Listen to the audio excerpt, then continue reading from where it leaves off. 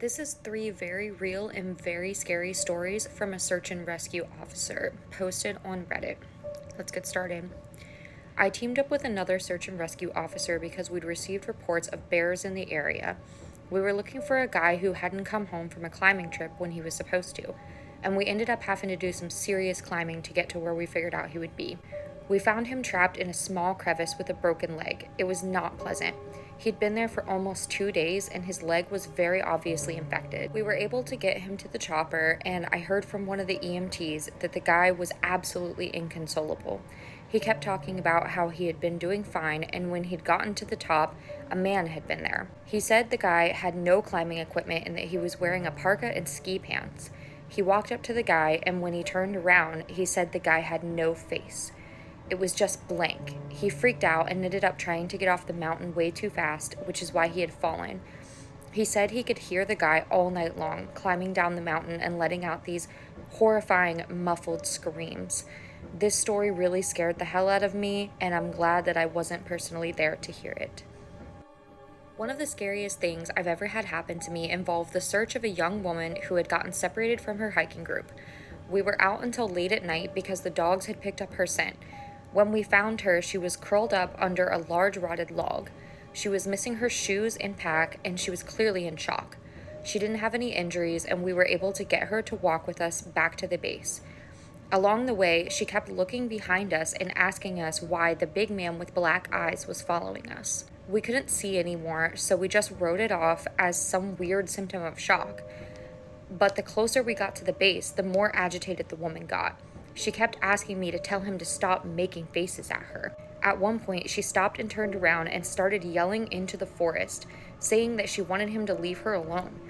She wasn't going to go with him, she said, and she wouldn't give us to him. We finally got her to keep moving, but we started hearing these weird noises coming from all around us. It was almost like coughing, but more rhythmic and deeper. It was almost insect-like. I really don't know how else to describe it. When we were within the sight of the base ops, the woman turned to me, and her eyes are about as wide as I can imagine a human could open their eyes. She touches my shoulder and says, "He says to tell you to speed up. He doesn't like looking at the scar on the back of your neck." I have a very small scar on the base of my neck, but it's mostly hidden under my collar, and I have no idea how this woman could have seen it. Right after she says it, I hear some coughing right in my ear, and I just about jumped out of my skin. I hustled her to the base, trying not to show how freaked out I was, but I have to say I was very happy when we left the area that night. This is the last one I'll tell, and it's probably the weirdest story that I have. Now, I don't know if this is true in every search and rescue unit, but in mine, it's sort of an unspoken regular thing that we run into. You can try asking about it with other search and rescue officers, but even if they know what you're talking about, they probably won't say anything about it. We've been told not to talk about it by our superiors, and at this point, we've all gotten so used to it that it almost doesn't seem weird anymore. On just about every case where we're really far into the wilderness, I'm talking 30 or 40 miles, at some point we'll find a staircase in the middle of the woods. It's almost like if you took the stairs in your house, cut them out, and put them in the forest. I asked about it the first time I saw some, and the other officer just told me not to worry about it, that it was normal. Everyone I asked said the same thing. I wanted to go check them out, but I was told very emphatically that I should never go near any of them. I just sort of ignore them now when I run into them because it honestly happens so frequently. And the crazy thing about this one is that another person in the comments that lives near the woods confirmed that they have seen the staircases in the woods as well. Missing kids are always the most heartbreaking. It doesn't matter what circumstances they go missing under, it's never easy, and we always dread the ones where we find them deceased. It's not common, but it does happen. I can honestly say I've heard about this kind of thing happening more than I've seen it, but I'm going to share one of the experiences that I personally witnessed. A mother and her 3 kids were out for a picnic in an area of the park that has a small lake. One is 6, one is 5, and the other is 3. She's watching them all really closely, and according to her, she never lets them out of her sight at any time. She never saw anyone else in the area either, which is very important. She packs their stuff up and they start to head back to the parking area. Now, this lake is only about 2 miles into the woods, and it's on a very clearly established trail. It's almost impossible to get lost going from the parking area to this area unless you're deliberately going off the path like an imbecile. Her kids are walking in front of her when she hears what sounds like someone coming up behind her on the path. She turns around, and in 4 or so seconds she's not looking, her 5-year-old son vanishes. She figures he stepped off the trail to pee or something, and then she asks the other two where he went. They both tell her that a big man with a scary face came out of the woods next to them, took the kid's hand, and led him into the woods. The 2 remaining kids don't seem upset. In fact, they actually seem like they were on something. They were sort of spacey and fuzzy, so of course she freaks out, starts frantically looking in that area for her kid. She's screaming his name, and she says that at one point she thinks that she heard him answer her. Now, obviously, she can't go blindly running into the woods because she has 2 other kids with her, so she calls the police and they send us out immediately. We respond and we start to search for him. Over the course of the search, which spans miles, we never find a single trace of this kid. Canines can't pick up any scent, and we don't find any clothing or broken bushes or literally anything that would signify a child had been there.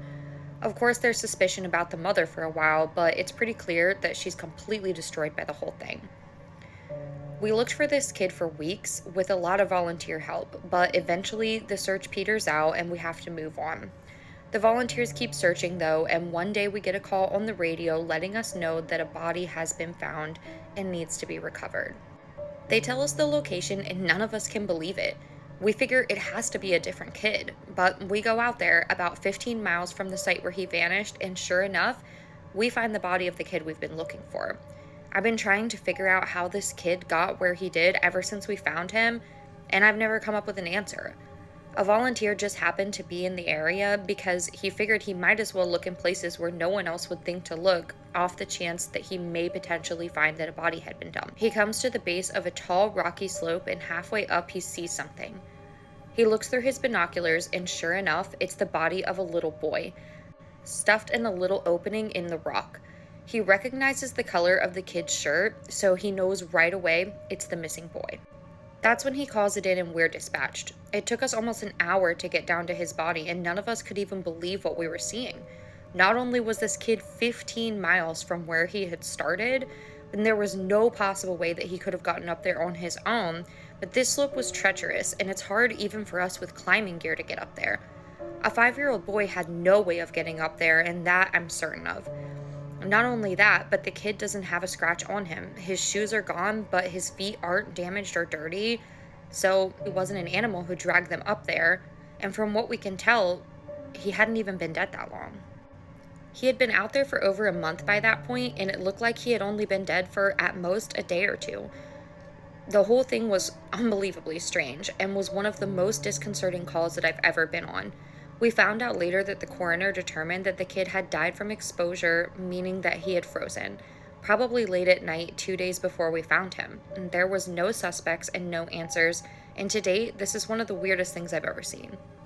A lot of my less outdoorsy friends want to know if I've ever seen the goat man while I've been out on calls. Unfortunately, or I guess I should say fortunately, I've never had anything quite like that happen. I guess the closest was the whole black-eyed man thing, which I did mention in part 1. I didn't see anything. However, there was one call where I had something quite similar happen, but I'm not sure that I'm willing to chalk it up to the goat man. We had gotten a report that an older woman had fainted along one of the trails and needed assistance getting back to the main area. We hike up to where she's at, and her husband is just beside himself. He runs, well, I guess jogs to us, and tells us that he was a little off the trail looking at something when his wife starts screaming behind him. He runs back to her. She's passed out on the trail. We get her on a backboard, and as we're getting her down to the welcome center, she comes to and starts screaming again. I calm her down and ask her what happened. I can't remember verbatim what she said, but essentially what happened was this. She had been waiting for her husband when she started hearing this really strange sound. She said it sounded sort of like a cat, but was somehow off, and she couldn't quite figure out why. She went a little ahead to try and hear it better, and it sounded like it was coming closer to her. When she got closer to it, she was more uneasy until she finally figured out what was wrong. I do remember this next part because it was so weird that I don't think I could forget it if I tried. It wasn't a cat, it was a man saying the word meow over and over. Just meow, meow, meow. But it wasn't a man, it couldn't have been, because I've never heard a man make his voice buzz like that. I thought my hearing aid had gone out. but it hadn't, and I adjusted it and it still sounded all buzzy. It was awful. He was coming closer, but I couldn't see him, and the closer he got, the more scared I was. The last thing I remember was a shape coming out of the trees, and I guess that's when I fainted. Now, obviously, I'm still a little perplexed as to why a guy would be out in the middle of the woods chanting meow at people. So, once we get down the mountain, I tell my superior that I'm gonna go search the area to see if I can find anything. He gives me the go ahead, and I grab a radio and hike back to where she fainted, but I don't see anyone.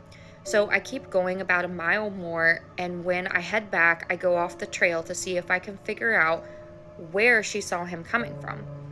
It's almost sunset by this point, and I have no desire to be out there at night alone, so I just sort of write it off and make a mental note to check it out again tomorrow.